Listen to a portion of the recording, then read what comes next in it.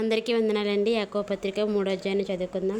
నా సహోదరులారా, బోధకులమైన మనము మరి కఠినమైన తీర్పు పొందుదామని తెలుసుకొని మీలో అనేకులు బోధకులు కాకుండుడి. అనేక విషయములలో మనమందరము తప్పిపోవచ్చున్నాము.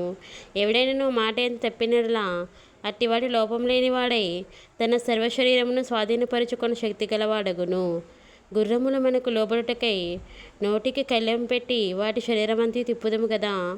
ఓడలను కూడా చూడుడి, అవి ఎంతో గొప్పవై పెనుగాలి కొట్టుకొని పోబడినను ఓడ నడుపువాని ఉద్దేశము చొప్పున మిక్కిలి చిన్నదగు చుక్కాని చేత త్రిప్పబడును. అలాగుననే నాలుక కూడా చిన్న అవయవమును బహుగా అదిరిపడును. ఎంత కొంచెము నిప్పు ఎంత విస్తారమైన అడవిని తగలబెట్టును.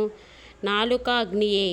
నాలుక మన అవయములలో ఉంచబడిన పాప ప్రపంచమే సర్వశరీరమునకు మాలిన్యము కలుగ చేయుచు ప్రకృతి చక్రమునకు చిచ్చుపెట్టును. అది నరకము చేత చిచ్చుపెట్టబడును. మృగపక్షి సర్ప జలచరములలో ప్రతి జాతియు నరజాతి చేత సాధుకాజాలను సాధు అయను. కానీ ఏ నరుడను నాలుకను సాధు చేయనేరడు. అది మరణకరమైన విషముతో నిన్నది. అది నిర్ఘలమైన దుష్టత్వమే. దీనితో తండ్రి అయిన ప్రభువును స్తుతింతుము. దీనితోనూ దేవుని పోలికగా పుట్టిన మనుషులను శపింతుము. ఒక్క నోటి నుండి ఆశీర్వచనమును శాపవచనమును బయలువెళ్ళును. నా సహోదరులారా ఇలాగుండకూడదు. నీటి బుగ్గలలో ఒక్క జల నుండి తీయని నీరును చేదు నీరును ఊరునా. నా సహోదరులారా, అంజూరపు చెట్టున ఒలీవ పండ్లైనను ద్రాక్ష తీగన అంజూరపు పండ్లైనను కాయునా. అటువలనే ఉప్పు నీళ్ళ నుండి తీయని నీళ్ళు ఊరవు. మీలో జ్ఞాన వివేకములు గలవాడెవడు?